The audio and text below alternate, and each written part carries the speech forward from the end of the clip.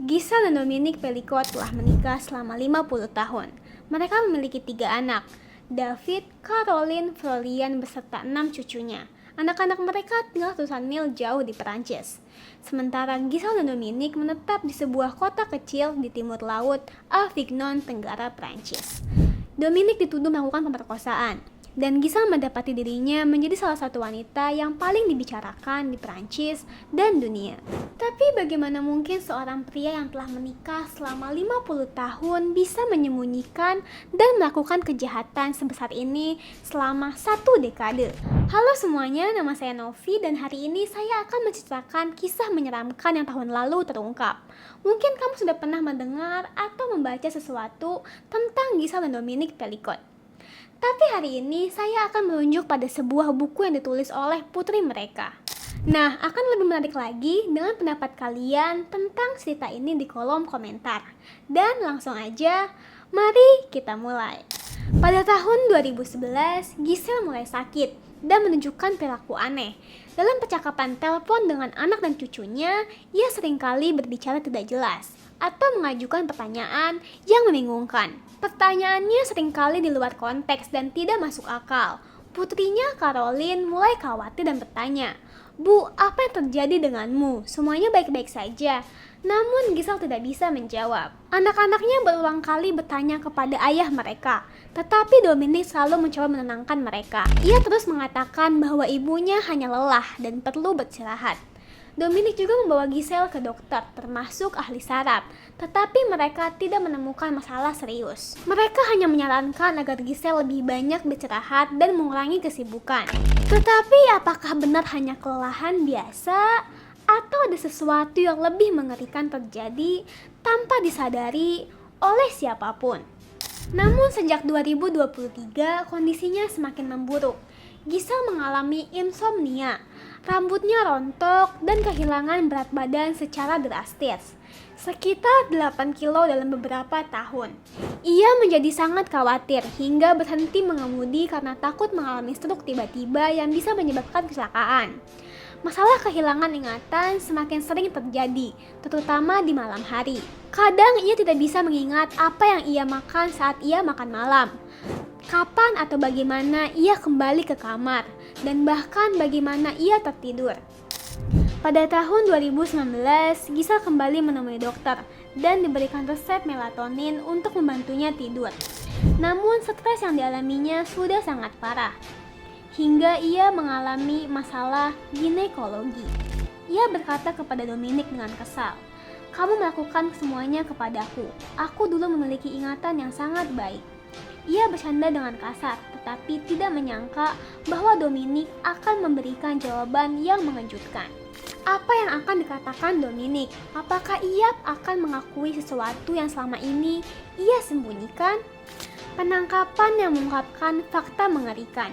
Pada 10 tahun terakhir, Dominic telah merawatnya dengan sabar, menenangkan anak dan cucu mereka, serta berusaha tetap positif. Namun sesuatu yang tak terduga terjadi.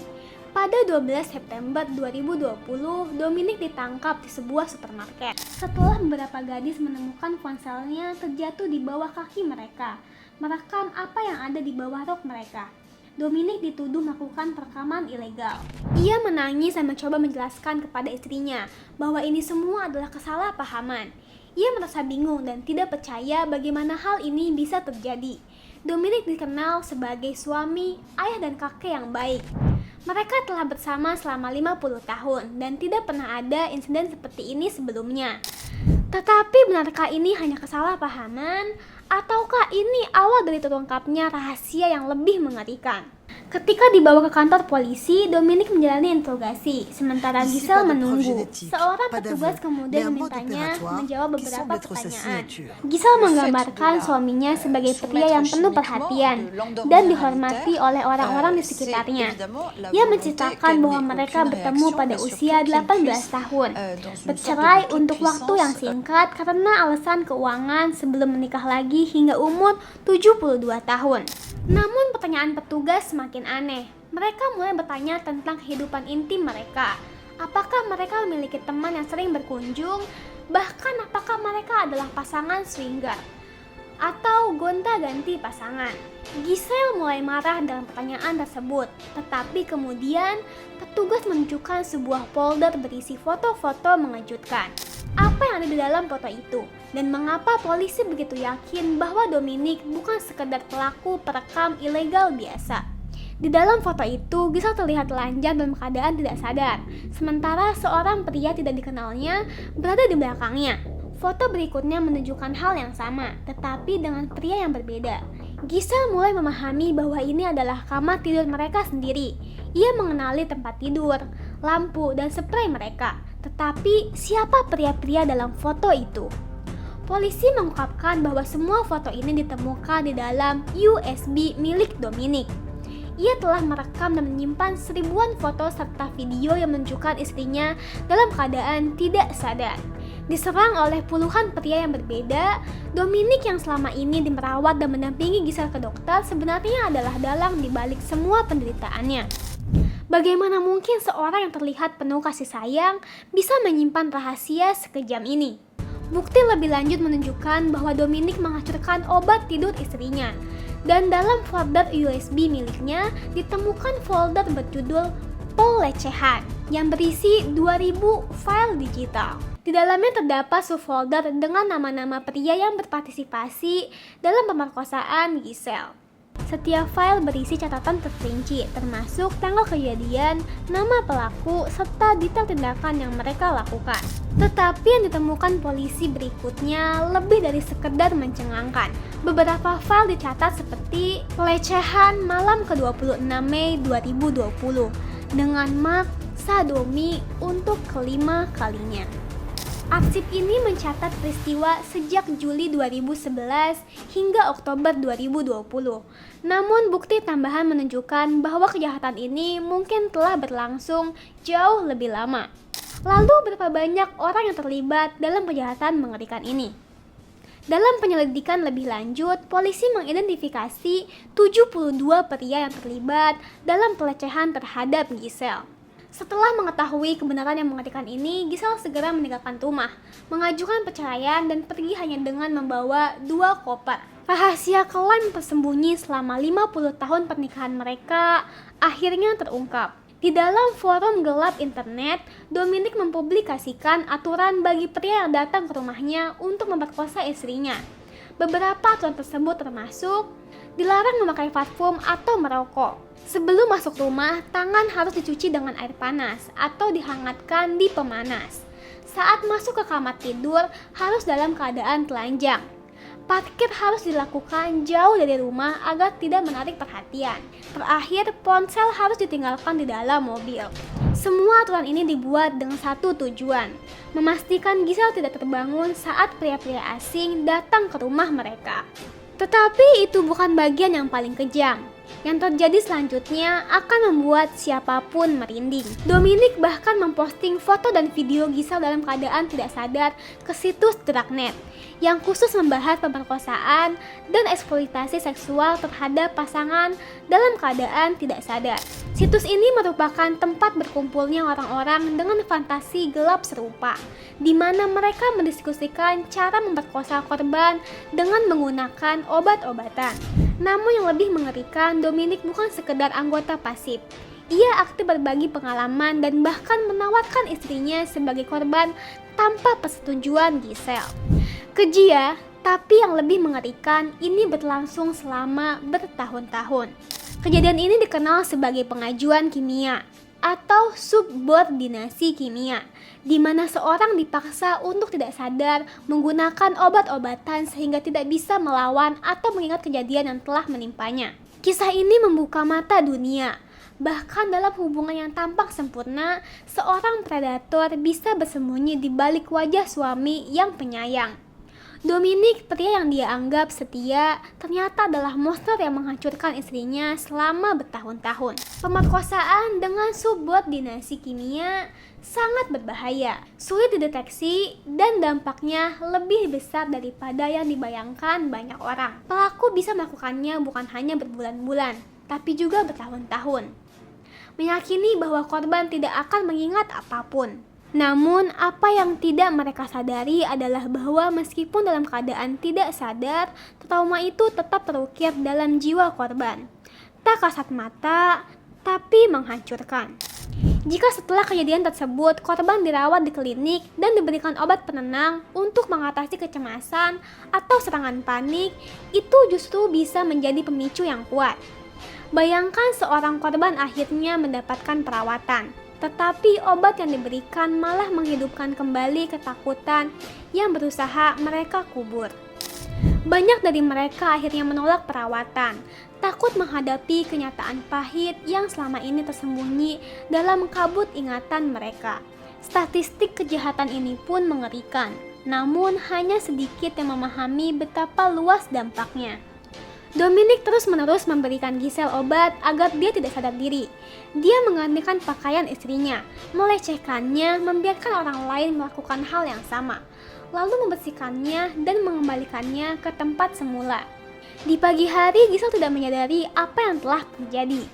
Efek obat tersebut tampak seperti penenang biasa. Dan yang lebih mengerikan lagi, Dominic mengajarkan metode ini kepada orang lain di forum daring. Ia menulis dengan detail, menjelaskan dosis obat yang tepat, bagaimana mencampurkannya dengan alkohol agar lebih efektif, dan bagaimana membuat korban tetap diam tanpa dicurigai. Bukan sekedar pelaku, Dominic adalah instruktur bagi predator lainnya. Dominic akhirnya ditangkap dan dituduh atas saran-saran berbahayanya. Kasus ini memicu diskusi luas di Perancis, dan banyak orang menyerukan peringatan kesadaran mengenai penyalahgunaan bahan kimia di berbagai lingkungan sosial. Kasus Dominic dan Giselle saat itu masih berlangsung, dan putusannya telah dijadwalkan pada 20 Desember. Caroline, seorang wanita berusia 42 tahun, dengan kehidupan yang normal bersama suami dan keluarganya, mengalami mimpi buruk pada 2 November 2020. Hari itu ada sebuah pesan suara dari ibunya, Giselle, namun dia tidak menjawabnya. Suaminya Paul yang sedang di rumah menjawab pesan tersebut. Mendengar Giselle berbicara dengan nada mendesak, mengatakan bahwa ini tentang Dominic dan meminta Caroline segera menghubunginya kembali. Paul panik karena saat itu adalah puncak pandemi COVID-19 dan Dominic memiliki masalah pernapasan. Dia mengira Dominic dirawat di unit rawat intensif. Namun sebelum sempat menghubungi Giselle, sebuah pesan suara lain datang dari seorang letnan polisi. Paul tidak langsung mendengarkannya dan memilih menelpon ibu mertuanya terlebih dahulu. Ketika berbicara, Giselle memberitahu bahwa Dominic telah ditangkap karena kedapatan merekam video secara diam-diam bawah rok 3 wanita di supermarket. Dominic dibebaskan dalam waktu 48 jam, tetapi polisi kemudian menyita ponselnya, beberapa kartu SIM, kamera video, dan laptop. Penyelidikan lebih lanjut mengungkap bahwa kasus ini jauh lebih serius. Dalam perangkat tersebut, polisi menemukan video yang menunjukkan Giselle dalam keadaan tertidur karena pengaruh obat. Sementara setidaknya 50 pria melakukan tindakan seksual padanya. Dominic tidak hanya merekam semua kejadian tersebut, tetapi juga mengunggahnya ke internet. Polisi bahkan khawatir bahwa jumlah obat yang digunakan Dominic bisa saja membunuh istrinya. Penangkapan kembali dan pengakuan. Ketika kembali ke rumah, Caroline menerima telepon dari ibunya yang gemetar dan ketakutan. Giselle mengungkapkan bahwa Dominic telah membawa pria asing ke rumah dan memerkosanya ketika dia tidak sadar. Caroline histeris saat melihat foto-foto ibunya dalam keadaan tertidur dengan pria yang berbeda-beda. Ketika mereka pergi ke kantor polisi, fakta yang lebih mengerikan terungkap. Sejak 2013, Dominic telah mengundang setidaknya 50 pria ke rumah mereka untuk memperkosa Giselle, merekamnya dan membagikan video tersebut secara daring tanpa meminta bayaran. Ketika polisi bertanya apakah Dominic menunjukkan rasa penyesalan, jawabannya adalah tidak. Sebaliknya, dia justru berterima kasih karena beban ini akhirnya diangkat darinya. Saat polisi menunjukkan foto seorang wanita telanjang di tempat tidur, Caroline awalnya tidak mengenal sosok itu. Namun setelah memperhatikan lebih seksama, dia tersadar bahwa wanita itu adalah dirinya sendiri. Dia langsung mengalami histeris dan harus dibantu oleh saudara laki-lakinya, David. Caroline menyadari bahwa ayahnya sendiri telah memberinya obat, memberinya pakaian dalam yang bukan miliknya, memotretnya dalam berbagai pose, dan kemudian dikembalikan ke tempat tidur tanpa menyadari apa yang telah terjadi. Lebih lanjut lagi, polisi menemukan foto-foto menantu Dominic, istri dari kedua anak laki-lakinya, David dan Folian, yang direkam tanpa sepengetahuan mereka menggunakan kamera tersembunyi di kamar mandi dan di kamar tidur rumah Dominic. Saat mereka semua sedang berkunjung, bahkan ketika salah satu menantunya sedang hamil, Dominic juga menggunakan nama samaran untuk mengunggah foto-foto tersebut secara daring, menyebut Coraline sebagai putri istriku, alih-alih putriku. Hal ini menunjukkan bahwa dia tidak pernah menganggap Caroline sebagai anaknya sendiri. Tidak ada yang pernah menyangka bahwa Dominic adalah seorang pelaku kekerasan seksual.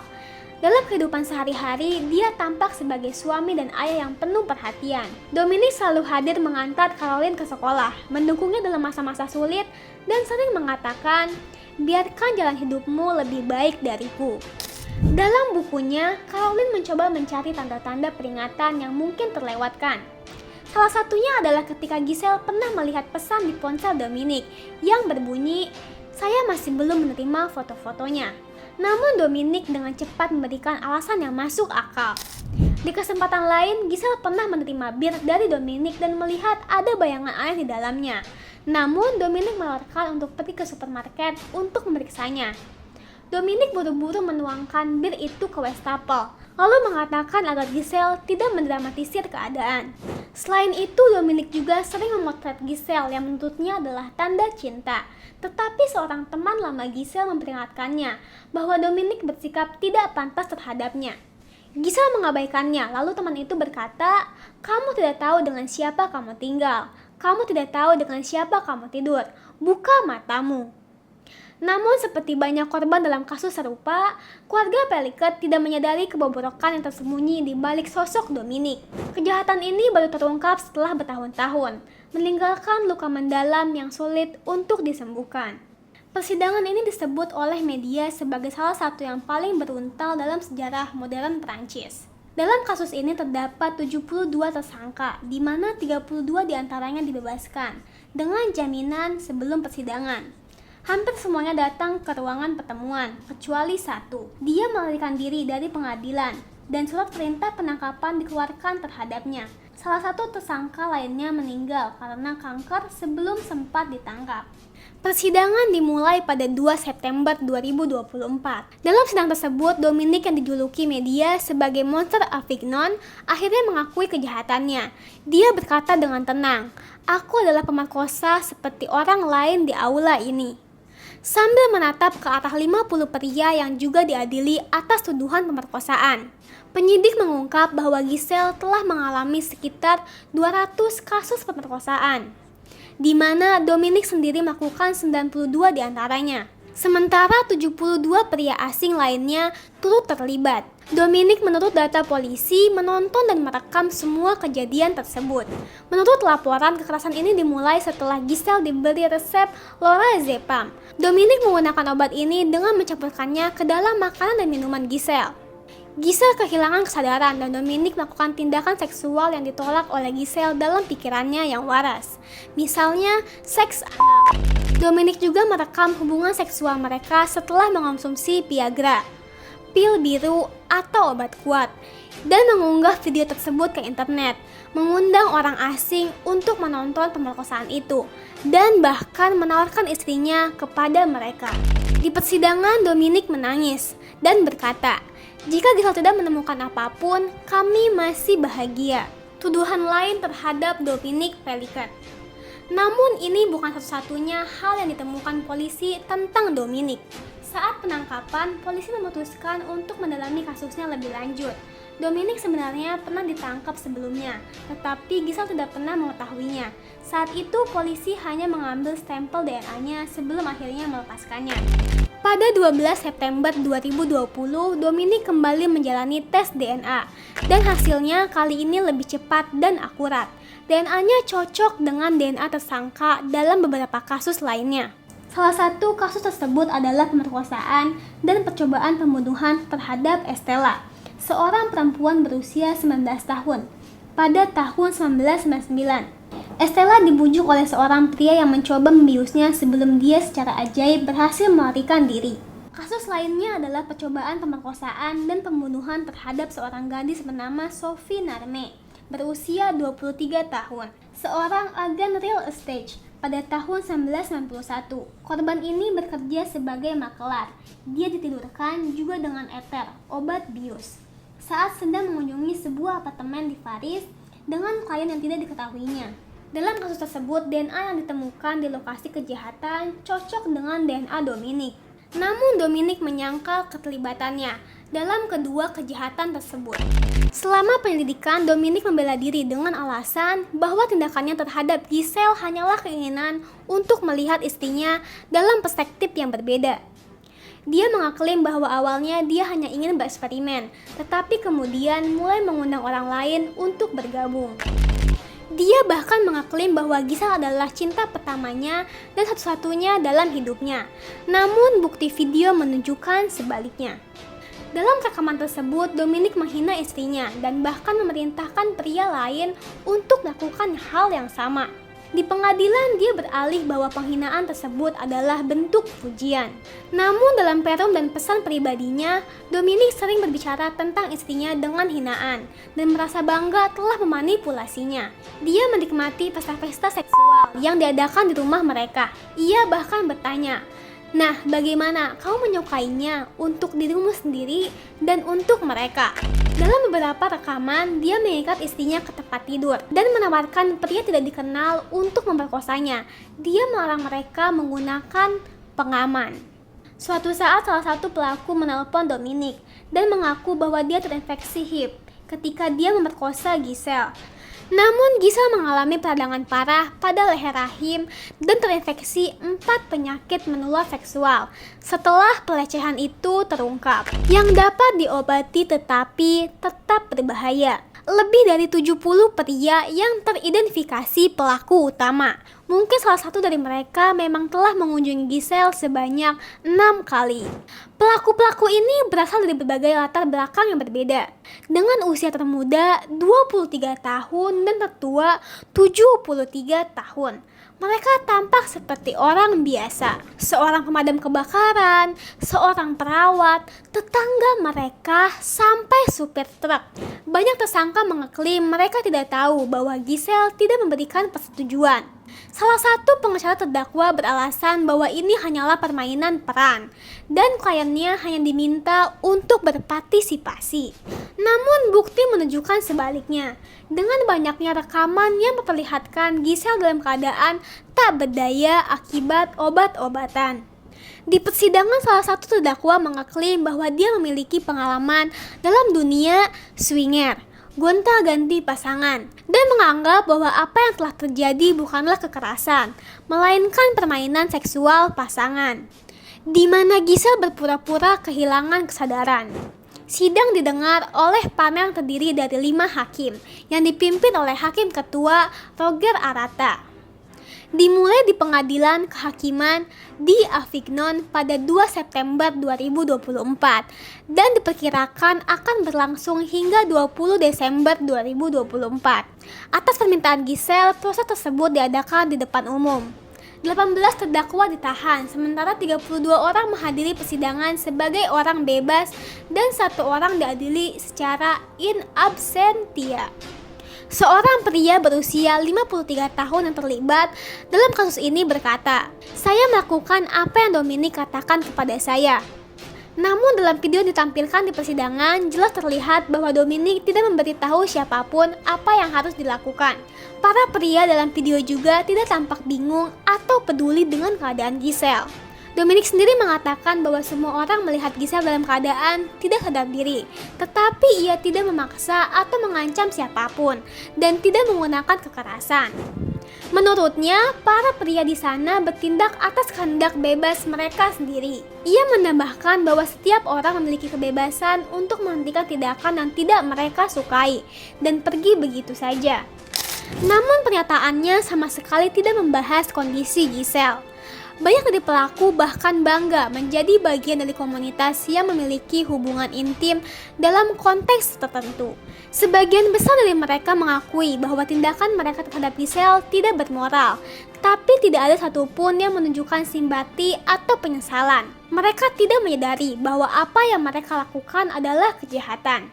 Beberapa di antara mereka berpendapat bahwa selama suami memberi persetujuan, maka tidak ada tindakan kriminal yang terjadi. Dalam pandangan mereka, suami adalah pemilik istri dan memiliki hak untuk memperlakukan tubuhnya sesuka hati. Salah satu terdakwa mengatakan bahwa karena suaminya ada di tempat kejadian dan tidak menyampaikan keberatan, maka tindakan tersebut dianggap telah mendapat persetujuan.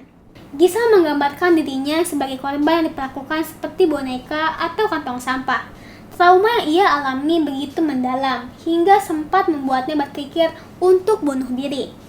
Ia merasa kotor, tidak berharga, seolah-olah telah dilindas oleh sesuatu yang besar. Namun ia menegaskan bahwa dirinya serta korban kekerasan lain tidak boleh disalahkan atas apa yang terjadi. Dari 50 tahun hidup bersama suaminya, yang tersisa baginya hanyalah 2 koper. Ia merasa kehilangan jati dirinya dan tidak tahu bagaimana harus memulihkan dirinya sendiri.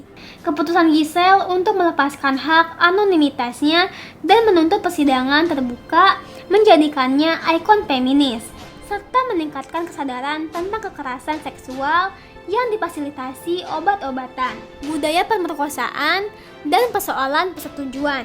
Media dari seluruh dunia meliputi persidangan ini yang mengguncang masyarakat Prancis.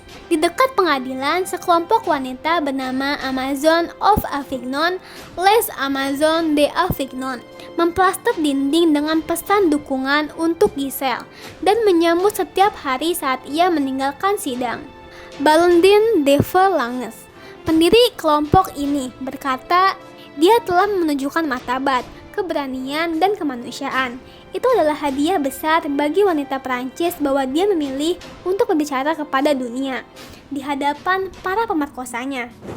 Keberanian Giselle pun diakui secara internasional hingga ia masuk ke dalam daftar 100 wanita paling inspiratif dan berpengaruh di dunia, versi BBC tahun 2024. Meskipun para pelaku telah dihukum, mereka tetap menikmati anonimitas kecuali Dominique. Kasus ini juga menyoroti kekurangan dalam hukum Perancis yang masih mendefinisikan pemerkosaan sebagai tindakan penetritasi seksual yang dilakukan dengan kekerasan, paksaan, ancaman, atau kejutan tanpa menyebutkan persetujuan secara eksplisit.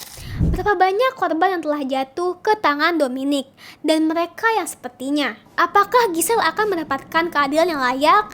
Dan yang lebih penting, apakah kasus ini akan membuka jalan perlindungan lebih baik bagi korban subordinasi kimia di masa depan? Pada 16 September 2024, para hakim memutuskan untuk melakukan musyawarah. Putusan dijatuhkan melalui penghutang suara rahasia oleh 5 hakim. 3 hari kemudian, pada pagi hari 19 Desember, mereka kembali ke pengadilan untuk menyampaikan putusan akhir. Tentu saja Dominique dinyatakan bersalah atas semua tuduhan dan menerima hukuman maksimal 20 tahun penjara. 50 terdakwa lainnya, 2 dinyatakan bersalah atas serangan seksual yang diperburuk dan dijatuhkan hukuman 3 tahun penjara. 2 lainnya dinyatakan bersalah atas percobaan pemerkosaan dengan faktor pemberat menerima hukuman masing-masing 5 dan 6 tahun. Sisanya dinyatakan bersalah atas pemerkosaan yang diperburuk dengan hukuman berkisar antara 5 hingga 15 tahun penjara. Pada tahun 2022, Putri Peliket yang menggunakan nama samaran Caroline Darian menerbitkan buku tentang kasus ini berjudul "Dan Aku Berhenti Memanggilmu Ayah". Ia juga mendirikan organisasi Nerbala bernama Don't Sedate Me untuk meningkatkan kesadaran akan serangan seksual yang difasilitasi narkoba. Pada Januari 2025, Caroline menerbitkan buku kedua berjudul I Never Call Him Dead Again dan merekam wawancara dengan BBC. Kasus ini menjadi perhatian dunia melalui film dokumenter. Pada 11 Desember 2024, ITN Production dan Channel 5 di Inggris merilis The Polycat Rave Chase, A Town on Trial. Sementara itu, Caroline Darian akan menjadi narator dalam film dokumenter yang diproduksi oleh Fringe Television. Persidangan ini bukan hanya tentang mencari keadilan bagi Giselle, tapi juga tentang perjuangan luas untuk melindungi korban kekerasan seksual dan memperbaiki sistem hukum. Meskipun putusan telah dijatuhkan, dampaknya akan terus bergema, menjadi pengingat bahwa keadilan tidak hanya tentang menghukum pelaku, tapi juga tentang mengembalikan martabat dan hak-hak korban. Itu dia kisah dari The Family Velikat. Semoga dari kisah ini kita sebagai sesama wanita seperti Giselle menjadi lebih aware dengan kondisi sekitar, baik dalam keluarga kita sendiri. Komen pendapat kalian tentang cerita ini di kolom komentar. Terima kasih telah menonton hingga akhir. Jangan lupa subscribe. Sampai jumpa di video selanjutnya.